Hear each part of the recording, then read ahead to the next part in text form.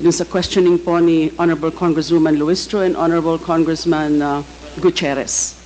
I think there were about 3 points and then another point. I'll try to be very brief. Okay.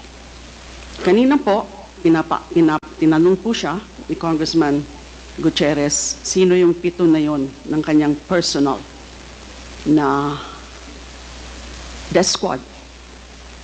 Bigla ko pong naalala na si Mr. Edgar Matubato, sinabi niya po yung tungkol sa Lambada Boys because Edgar Matubato was a member of that Lambada Boys, the civilian component of the DDS. At tamang-tama, meron din po siyang binanggit na 6 na pangalan. So hindi ko po alam kung kilala po ito ng dating Pangulo, ng dating Mayor. Ang mga pangalan po, nung 6 pa, which makes it a total of 7, na kasama si Edgar Matubato, are the following: Ludi Pagidupon, Tony Estaco, Jojo Bosa, Romel Capitana, Insectan, and Boboy Maldito. A total of 7 names. So I'm wondering now, curious po ako, yun ho ba't kaya maaari sila yung 7 miyembro ng personal death squad?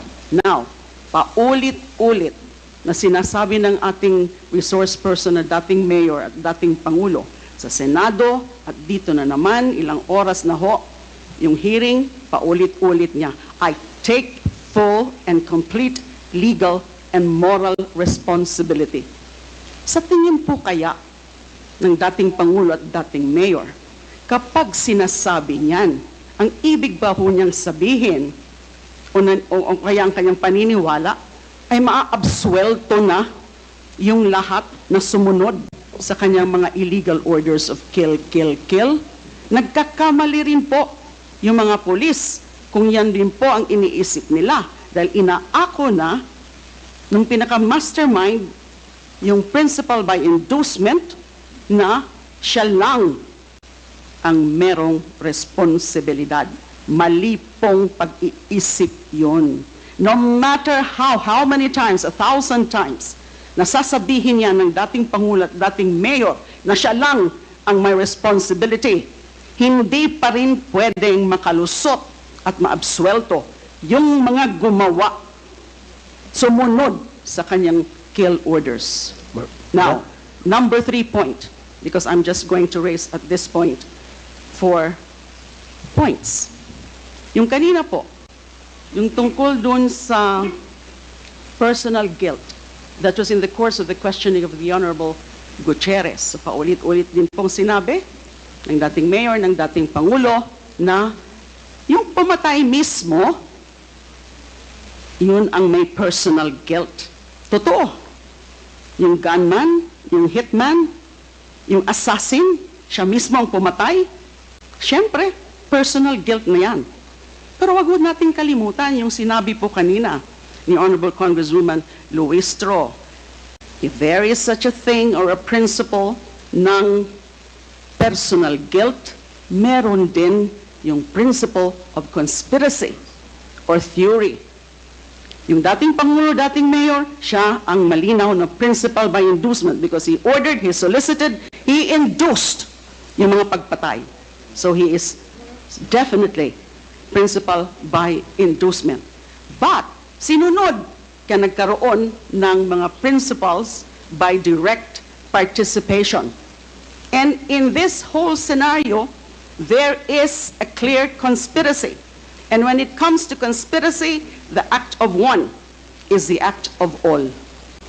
Yung ginawa ng isa, yung gunman, ay ginawa din yung nag-udyok sa kanya, yung principal by inducement.